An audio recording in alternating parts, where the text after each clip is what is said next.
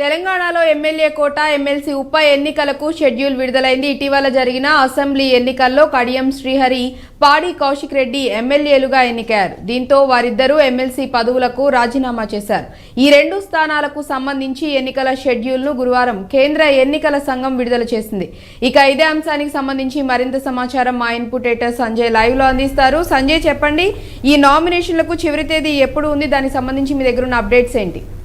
అర్చిత, మొత్తం మీద తెలంగాణ శాసన మండలికి సంబంధించినటువంటి రెండు శాసన మండలి ఎమ్మెల్సీ స్థానాలు ఖాళీ అయ్యని చెప్పుకోవచ్చు. ఇందులో భాగంగా ఇప్పటి వరకు ఈ ఎమ్మెల్సీ స్థానాల్లో కొనసాగినటువంటి అది హుజురాబాద్ నుంచి ఎమ్మెల్యేగా గెలిచినటువంటి పౌడి కార్తీక్ రెడ్డి, అది కౌశిక్ రెడ్డి, అదేవిధంగా జనగామ నుంచి స్టేషన్ గన్పూర్ నుంచి కడియం శ్రీహరి, ఈ ఇద్దరు గతంలో ఎమ్మెల్సీ స్థానాలుగా ఉన్నారు, ఎమ్మెల్సీ అభ్యర్థులుగా ఉన్నారు. వాళ్ళు మొన్న జరిగినటువంటి ఎమ్మెల్యే ఎన్నికల్లో, అసెంబ్లీ ఎన్నికల్లో వాళ్ళిద్దరూ పోటీ చేసి గెలుపొందడం జరిగింది. వాళ్ళు ఎప్పుడైతే ప్రమాణ స్వీకారం చేసే కంటే ముందు ఈ రెండు ఎమ్మెల్సీలకు రాజీనామా చేసి వాళ్ళు ఎమ్మెల్యేలుగా ప్రమాణ స్వీకారం చేయడం జరిగింది. దాంతో ఈ రోజు తెలంగాణలో రెండు శాసన మండలి స్థానాలకు ఖాళీ ఏర్పడిందని చెప్పుకోవచ్చు. అందులో భాగంగా ఈరోజు కేంద్ర ఎన్నికల సంఘము ఈ రెండు ఎమ్మెల్సీ అభ్యర్థులకు సీట్లకు సంబంధించింది ఈరోజు నోటిఫికేషన్ విడుదల చేసింది.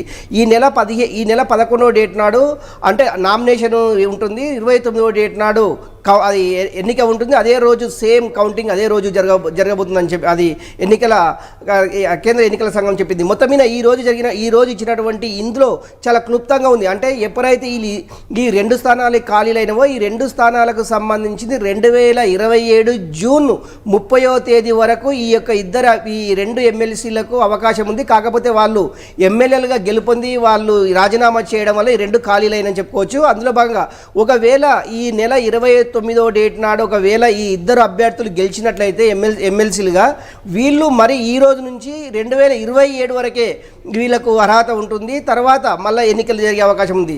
కాకపోతే ఏంటంటే ఈ రెండు ఎమ్మెల్సీలకు సంబంధించినటువంటి ఎమ్మెల్యే కోటాకు సంబంధించినటువంటి ఎమ్మెల్సీలు కనుక అధికారంలో ఏ పార్టీ ఉంటే ఆ పార్టీకే ఈ రెండు ఎమ్మెల్సీల అవకాశము ఉంటుందని చెప్పుకోవచ్చు. ఎందుకంటే ఎమ్మెల్యేలు ఎవరికి ఎక్కువగా ఉంటారో వాళ్ళే ఈ ఎమ్మెల్సీలుగా ఎన్నుకునే అవకాశం ఉంటుంది. అందులో భాగంగా ఇప్పుడు కాంగ్రెస్ అధికారంలో ఉంది కనుక కాంగ్రెస్ పార్టీకి సంబంధించిన అభ్యర్థులు ఈ ఎమ్మెల్సీకి పోటీ పెరిగింది అని చెప్పుకోవచ్చు. ఇప్పటికే గాంధీ భవన్ చుట్టూ, అదేవిధంగా ఢిల్లీ చుట్టూ చక్కర్లు కొట్టడం జరుగుతుంది. ఎప్పుడైతే నోటిఫికేషన్ కొన్ని గంటల ముందే నోటిఫికేషన్ వచ్చిందో అప్పటి నుంచి ఇక స్టార్ట్ అయింది, కాంగ్రెస్లో ఒక గుబులు స్టార్ట్ అయింది.